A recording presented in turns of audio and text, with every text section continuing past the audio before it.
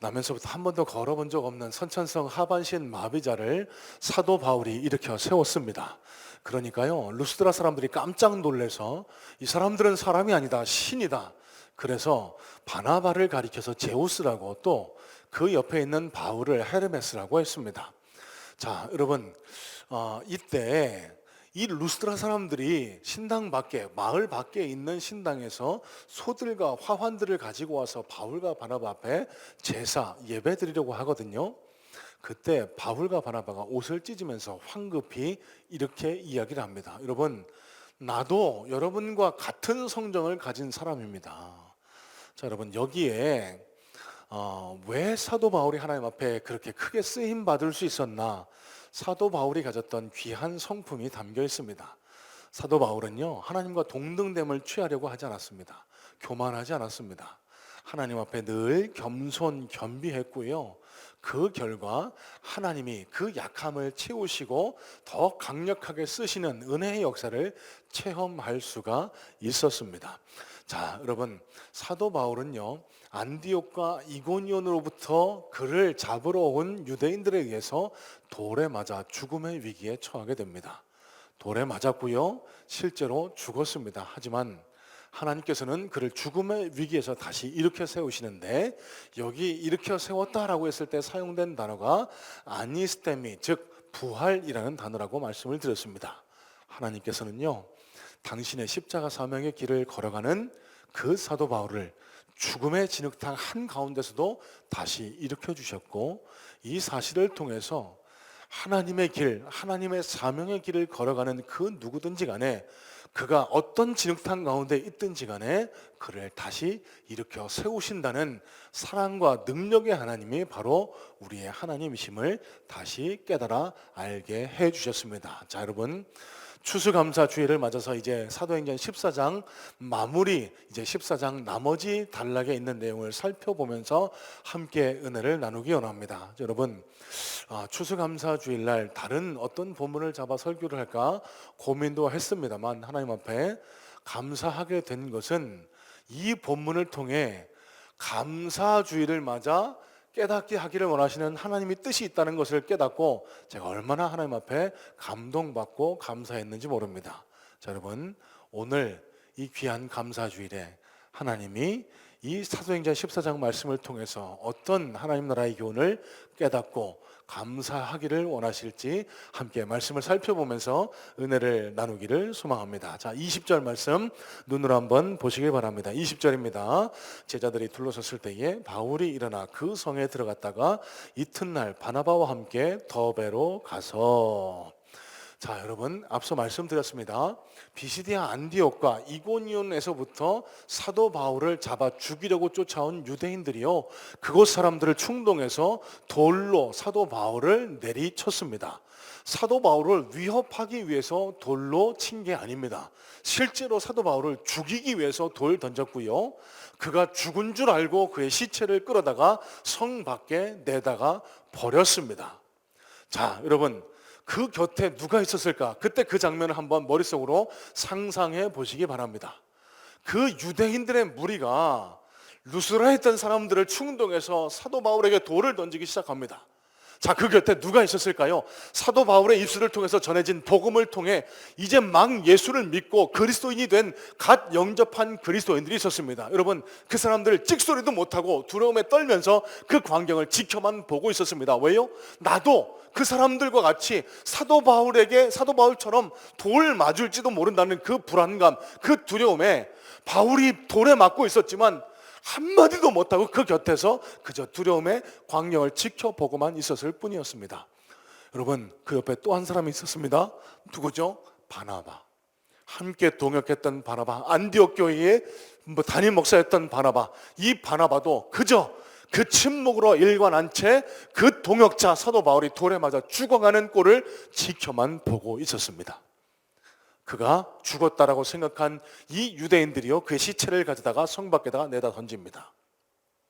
그제서야 그 곁에 섰던 바나바, 그리고 그의 죽음을 지켜만 볼 수밖에 없었던 갓 예수를 영접한 초신자들이요, 사도 바울의 시신 곁으로 웅성웅성 모여들기 시작합니다. 왜요? 이게 어떻게 된 일이야? 진짜 우리 사도 바울이 죽은 거야? 그 사실을 확인하고 이 사도 바울의 시신을 가져다가 장례 치르기 위해서 그의 시신 곁으로 모여들었습니다. 자, 여러분, 그때 어떤 일이 일어납니까? 하나님께서 놀라운 기적의 역사를 허락하시죠.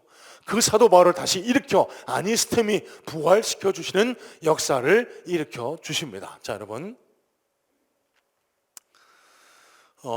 이때부터 우리가 주목해 봐야 할 오늘 말씀의 핵심 요지를 우리는 볼 수가 있습니다. 여러분, 유대인들이 사도 바울을 위협하기 위해서 돌 던진 게 아니라고 말씀드렸습니다. 죽이기 위해서 돌 던졌고요. 실제로 죽었다라고 믿고 그의 시체를 성 밖에다 내다 던지고 성 안으로 돌아갔습니다. 자, 그러면 그 죽음 가운데서 일어난 사도 바울의 모습이 어땠을까요? 여러분, 한번 상상해 보세요. 돌 맞았어요. 죽은 줄 알았습니다. 피투성이었을 겁니다. 상처투성이었을 겁니다. 여러분, 그러면 이 돌세력에서 죽음의 위기에서 일어난 사도 바울이 제일 먼저 해야 할 일이 뭐였겠습니까? 상처를 싸매는 겁니다. 치료하는 겁니다. 당장 병원 응급실로 달려가는 겁니다. 그리고 이 사도 바울이 살아났다라고, 이 사도 바울이 살아난 소식을 알았다라고 하면은 당장 다시 달려와서 사도 바울에게 다시 돌을 던질 그 루스드라, 그 유대인들을 피해서 멀리 도망가는 것. 여러분, 이게 사도 바울이 제일 먼저 해야 할 일 아니겠습니까? 자, 그런데 오늘 본문은요, 충격적인 사실을 우리에게 증거해 주고 있습니다. 자, 여러분, 20절 말씀 다시 한번 눈으로 보세요. 뭐라고 말씀을 증거하죠? 바울이 일어나 그 성에 들어갔다가, 여러분, 그 성이 어디입니까? 루스드라입니다. 그 성이 어떤 곳입니까? 자기가 죽었던 곳입니까? 그 성이 어떤 곳입니까? 저 비시디아 안디옥과 저 이고니온에서부터 자기를 죽이려고 달려온 유대인들이 모여 있는 곳, 아직도 사도 바울을 죽이기 위해서 눈에 불을 켜고 혈안이 되어 있는 사람들이 모여 있는 곳, 그 성에 다시 들어갔다라고 성경은 증거를 하고 있습니다. 여러분, 이 사실이 의미하는 바가 뭘까요? 여러분 같으면 이렇게 하실 수 있으세요? 복음을 전하다가 핍박받습니다. 죽음의 위기에 처했습니다.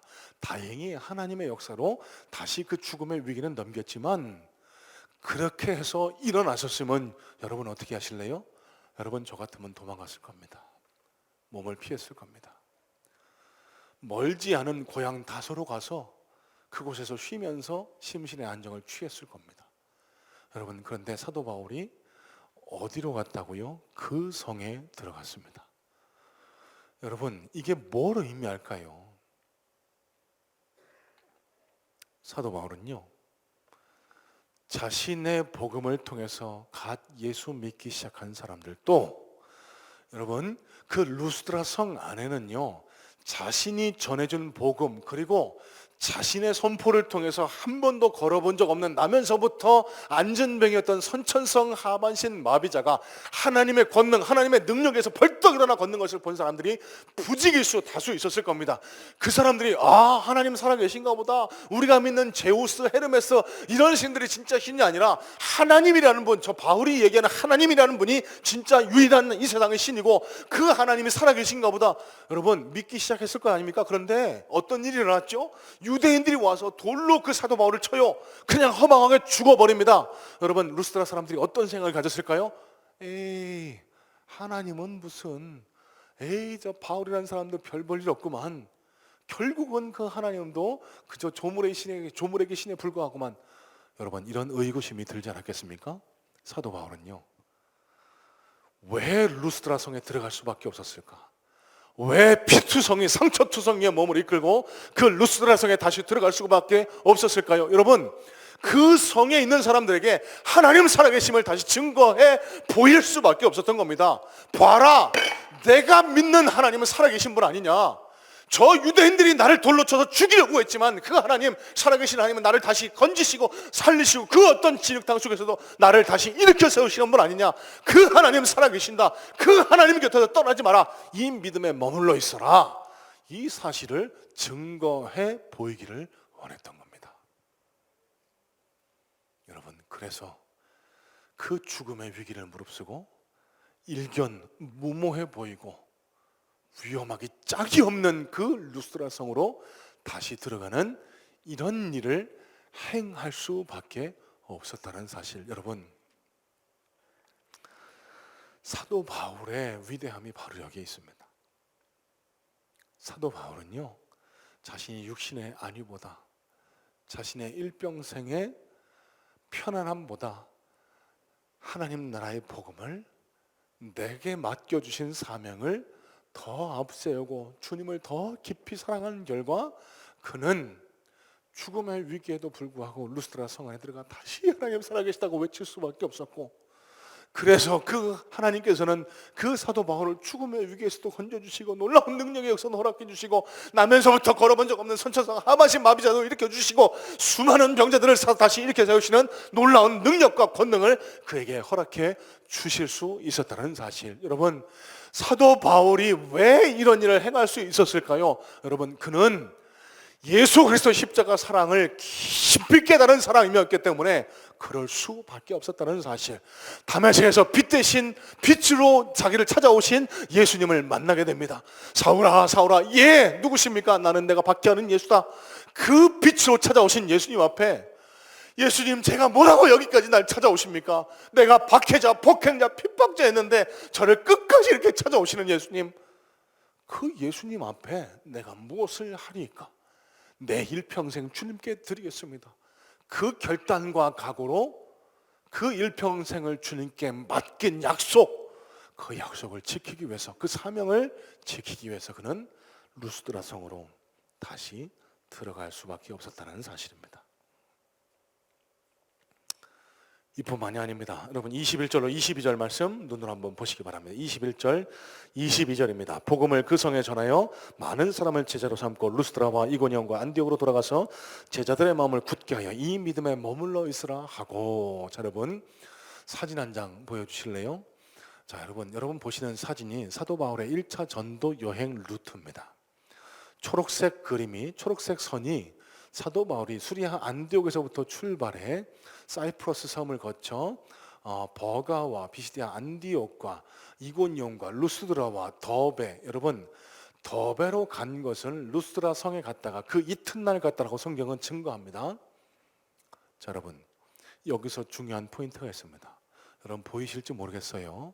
저 마지막 종착지인 더베 바로 옆에 점 찍힌 곳, 여러분 그곳에 다소라고 적혀 있습니다. 이 다소가 어디죠? 사도 바울의 고향입니다. 그가 마지막 머물렀던 더베에서요, 이 다소, 자기의 고향 다소는요 120-30여 킬로밖에 떨어져 있지 않습니다. 여러분 지금까지 걸어온 사도 바울의 여정에 비하면 아주 짧은 길입니다. 여러분 생각을 해보세요. 심신이 극도로 지쳐 있습니다. 돌에 맞아 죽음의 위기도 처했습니다. 풍토병, 말라리아에 걸려서 죽음의 위기도 겪었습니다. 꽝꽝 말라서 사람들이 도저히 설교할 수 없을 거라고 생각할 만큼 심신이 지쳐 있을 때, 여러분 사도 바울이 다소에 갔습니까? 아니요. 빨간 선이 그가 다시 돌아온 귀가 길입니다. 처음 갈 때는 시계 방향으로 돌았지만 돌아올 때는 시계 반대 방향으로, 더베에서 루스드라로, 루스드라에서 이고니온으로, 이고니온에서 안디옥으로, 안디옥에서 버가로, 버가에서 수리아 안디옥으로 돌아오는 이 과정을 거쳤다. 여러분 제가 이 사도 바울의 여정을 묵상하며 얼마나 큰 은혜를 받았는지 모릅니다. 여러분 더베가 마지막이었습니다. 루스드라가 어디라고 했죠? 사도 바울이 돌에 맞아 죽었던 곳입니다. 이고니온은 어떤 곳입니까? 그곳에서도 돌에 맞아 죽을 뻔했습니다. 비시디아 안디옥은 또 어디입니까? 그를 시기한 유대인들이 저 루스드라까지 찾아와서 돌을 던진 사람들이 득식을 거리는 곳, 그곳이 바로 비시디아 안디옥 아닙니까? 여러분 그런데 사도 바울은요 그런 것 아랑곳하지 않았습니다. 내 주 예수께 받은 사명, 그 사명을 완수하기 위해서는 나의 생명조차 조금도 귀한 것으로 여기지 아니하노라. 사도행전 20장의 고백이 바로 이 고백이었던 겁니다. 내가 설령 죽음의 위기에 서 있을지언정 하나님이 나를 지키실 거고, 하나님이 나에게 맡기신 사명, 이 사명을 완수하기 위해서 나는 그곳에 어떤 위험이 도사리고 있든지 간에 나는 그 길을 걸어가련다.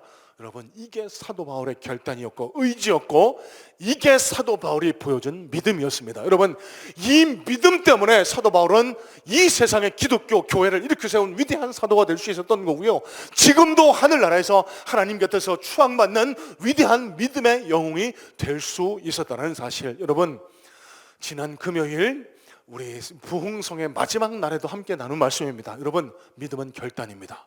믿음은 감정이 아닙니다. 믿음은요, 의지로 하는 겁니다. 믿음은요, 우리가 받은 이 그리스도 예수 십자가의 복음을 내 삶 속에서 나타내 보이겠다. 그저 한번 예배 때 마음이 뜨거워지고 찬양할 때 마음이 뜨거워지고 눈물 한번 흘리는 것, 여러분, 이게 은혜가 아니에요.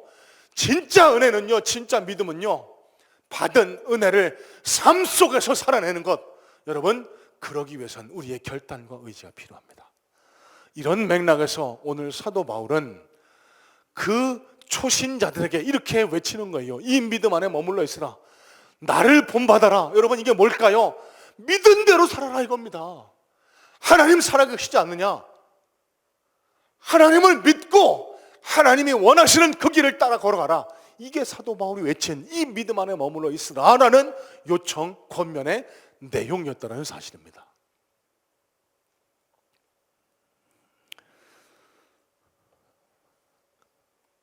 여러분, 우리가 지난 일주일 내내 귀한 은혜를 체험했습니다. 귀한 사자 목사님들을 보내주셔서 하나님이 살아계시고 하나님이 우리에게 오신 것은, 우리를 믿게 하신 것은 양으로 생명을 얻게 하고 더 풍성히 얻게 하려는 것이라, 요한복음 10장 10절 말씀처럼 우리의 문제를 해결하시고 우리의 상처난 영혼을 보듬으시고 우리를 치유하시기 위해서 이 땅에 오셨다는 사실을 확인하고 얼마나 마음 뜨거워져 하나님 앞에 기도하고 부르짖었는지 모릅니다. 여러분, 그런데 지금부터 저와 여러분이 해야 할 일은 잠시 잠깐의 감정의 동요에 그칠 게 아니라 그 은혜가 우리 손발로 나타날 수 있도록 믿음의 의지, 결단을 가지고 여기 사도 바울처럼 그렇게 살아가려는 진짜 그리스도인이 되는 겁니다. 여러분, 금요일도 말씀드렸습니다. 일제시대 부흥회가 얼마나 뜨거웠는지. 여러분, 모일 때마다 박수치면서 찬양하고 방언의 은사가 나타나고 막 뜨겁게 찬양하고 기도하고, 여러분, 그런데 버젓이 하나님이 아닌 저 일왕에게 신사참배하고 막 뜨겁게 박수치면서 기도하고 찬양하는 그 사람들이 성령 충만한 게 아닙니다.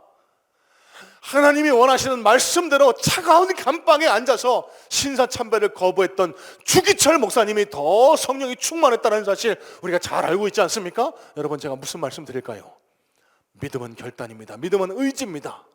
믿음은 우리 삶 속으로 이 세상 사람들에게 보여주는 게 진짜 믿음이고, 하나님이 오늘 사도 바울의 입술을 빌려 우리에게 요청하시는 믿음, 이 믿음 안에 머물러 있으라라는 이 권면의 핵심 요지는요, 지금부터 너희 삶을 통해서 그 믿음이 드러날 수 있도록 해라.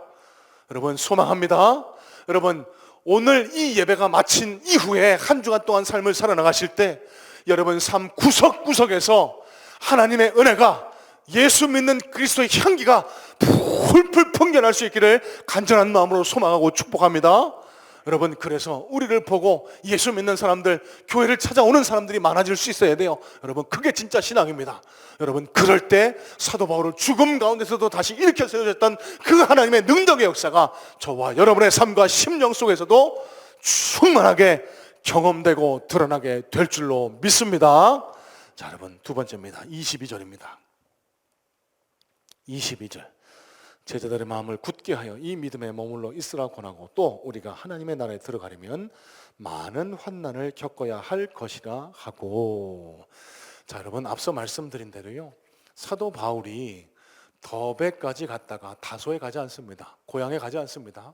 대신 자기 자신을 노리고 생명을 위협하는 그 루스드라, 이고니온, 피시디아 안디옥을 거쳐서 안디옥으로 다시 돌아오게 됩니다. 그곳에 갈 때마다 사도 바울이 권면한 외침이 있습니다. 이 믿음에 머물러 있으라. 여러분, 한번 생각해 보세요. 여러분, 그곳이 진짜 사도 바울 입장에서는 가지 말아야 할 곳, 자기가 생명을 잃을 수도 있는 곳이라고 말씀드리지 않았습니까? 자, 그러면 여기에서 제자들, 갓 예수를 믿은 사람들에게 권하고 있는 이 사도 바울의 외침은요, 생명을 각오하고 전달하는 메시지라고 생각하시면 됩니다. 여러분, 목사가 그 메시지가 가장 정확하고 가장 힘이 있을 때가 오늘 내가 마지막 설교라고 할 때 그렇다고 하지 않습니까? 여러분, 사도 바울도 마찬가지였던 겁니다.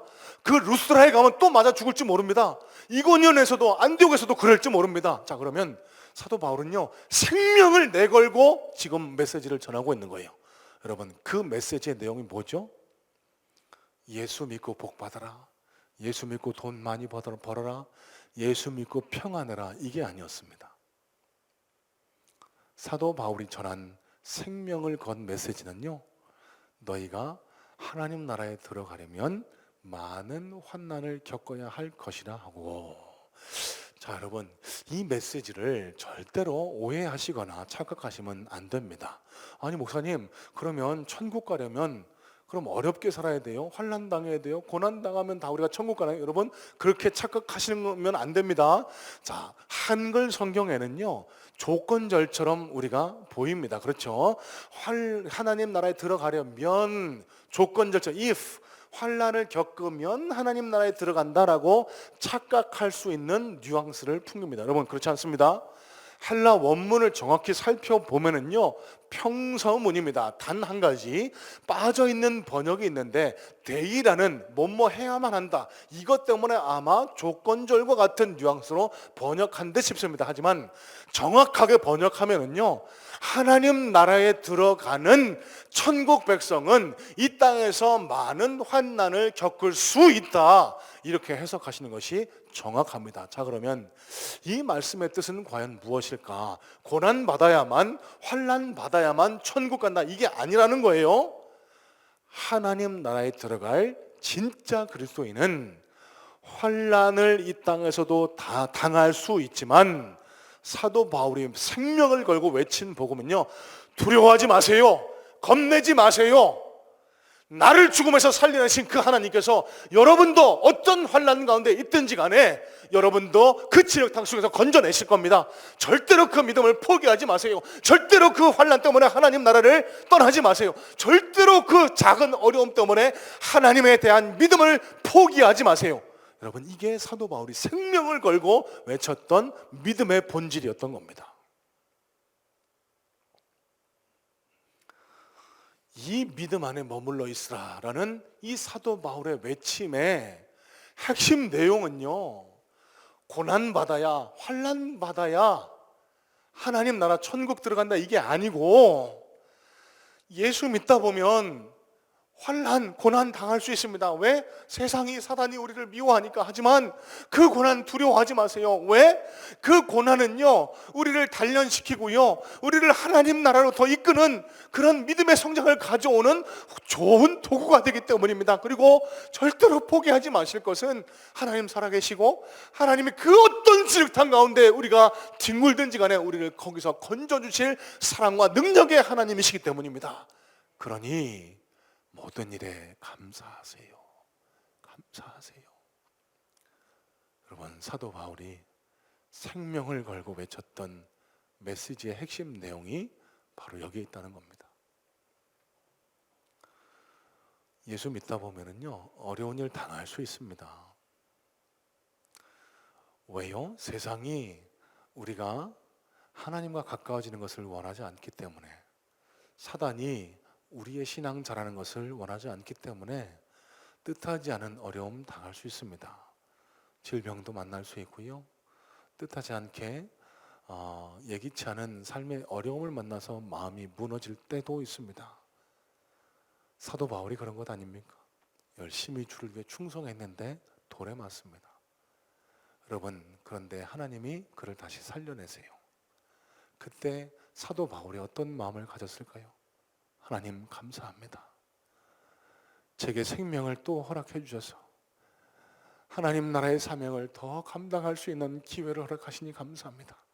제가 주어진 시간 동안 더 열심히 하나님 앞에 헌신하고 충성하겠습니다. 여러분, 이 각오 결단이 있었기 때문에 죽음의 위험이 도사리는 루스드라로, 이고니온으로, 안디오로 다시 가서 복음을 전할 수 있었던 겁니다. 그랬기에 사도 바울이 위대한 사도가 될 수 있었던 거고요. 지난 주일입니다. 사역을 다 마치고 1, 2, 3부 예배를 인도하고 다리가 불편해서 4부 예배는 까지는 인도를 못하고요. 점심 식사하고 이제 오후에 양육반을 마치고 이제 집으로 돌아갔습니다. 좀 하루 동안 다리가 무리가 됐는지 조금 시큰하니 아프길래 욕조에다 물을 받아놓고 분위기상 이런 말씀 드리면 안 되는데 제가 등치가 커서 욕조에 몸이 다 안 들어갑니다. 하여튼 들어가는 만큼만 넣어놓고 이제 반신욕을 하는데 오랜만에 이렇게 목욕을 해보는 것 같아요. 목욕탕 갔다가 다리를 다쳤으니 목욕 꼴도 보기 싫을 거 아닙니까? 뭐 반신욕을 하는데 갑자기 마음속에서 형언할 수 없는 평안이, 감사가 찾아오는 겁니다. 하나님 감사합니다. 제가 많이 답답했거든요. 하나님 왜 빨리 안 낫습니까? 하나님 왜 빨리 안 낫게 해주십니까? 이렇게 많이 성도님들이 기도해 주시고 걱정해 주시는데 빨리 나야 다음 주에 있을 그 부흥회도 기도 인도도 하고 좀 그렇게 잘 섬길 거 아닙니까? 답답해 하고 있는 마음에 하나님이 갑자기 심어주신 마음이 그거요. 감사합니다. 생명 주신 것 감사하고, 이렇게 섬길 수 있는 것 감사하고, 이렇게라도 이 한날의 사역을 잘 감당하고 하나님 앞에 감사 고백할 수 있는 게 너무너무 감사합니다. 얼마나 마음속에 감사가 흘러넘치는지. 여러분, 말씀을 이렇게 정리하기를 원합니다. 사진 한 장 보여주실래요? 앞에 보시는 사진은요, 지난 2009년 만 56세의 일기로 이 세상을 떠난 고 장영희 교수님이고, 그 옆에는 이분이 쓰신 책 살아갈 기적이라는 제목의 책 내용입니다. 이분이 어렸을 적에 소아마비를 앓으셔서 평생 장애를 겪으셨는데 그래도 열심히 그 장애를 극복하고 서강대 교수로 제자를 사랑하고 그렇게 하나님의 영광을 위해 살다가 일찍 세상을 떠나셨습니다. 이분이 살아온 기적, 살아갈 기적이라는 책에서 이런 고백을 하세요. 이분이 말년에 암 때문에 돌아가셨는데 암을 앓다 보니 기적이 아닌 날이 단 하루도 없었습니다. 아침에 눈을 뜨면 기적과 같은 하루가 주어졌음에 감사하고 석양을 바라보면서 하루를 기적처럼 살아낸 것에 감사하며 잠자리에 들 때면 하나님 내일 아침에도 기적을 주시겠습니까? 하는 마음으로 소망을 품었습니다. 이분이 유학 시절에 컴퓨터를 사용할 줄 몰라서 논문을 타자로 쳤다고 하는데요, 어느 날 그 타자기를 도둑질 당했답니다. 마음이 무너져서, 여러분 논문이요 한 달, 두 달 사이 되는 게 아닙니다. 수년 동안 고생한 겁니다. 그 논문이 통째로 사라졌으니 얼마나 막막했겠어요. 그냥 누워서 한숨만 쉬고 있는데 닷새째 되는 날 창문 사이로 환한 햇살이 비치더니 한 줄기 음성이 들리더라는 겁니다. 괜찮아, 다시 시작하면 되잖아, 내가 있잖아, 내가 살아있잖아, 다시 시작하면 돼. 이 음성에 힘을 얻고 일어나서 논문을 썼고요, 1년 뒤에 결과적으로는 잃어버린 논문보다 더 훌륭한 논문을 완성할 수 있었다고 합니다. 이분이 논문 맨 마지막에 이런 글을 적어 놓으셨대요. 내게 생명을 주신 하나님과 부모님께 논문을 바칩니다. 그리고 논문 원고를 훔쳐가서 내 삶의 중요한 교훈, 다시 시작하는 법을 가르쳐준 도둑님에게도 감사합니다. 여러분, 제가 무슨 말씀을 드리고 싶을까요? 예수 믿는 저와 여러분들은요, 모든 것이 감사의 제목이 될 수 있습니다. 여러분, 지금 어떤 일 때문에 마음 힘들어 하시는지 모르겠습니다만, 여러분, 그것조차 감사할 수 있는 그런 감사의 능력이 회복될 수 있기를 소망합니다. 그 일을 통해서 하나님은 여러분이 하나님께 더 가까이 다가가기를 원하시고 하나님의 놀라운 능력을 베풀기 원하시기 때문에 그렇습니다.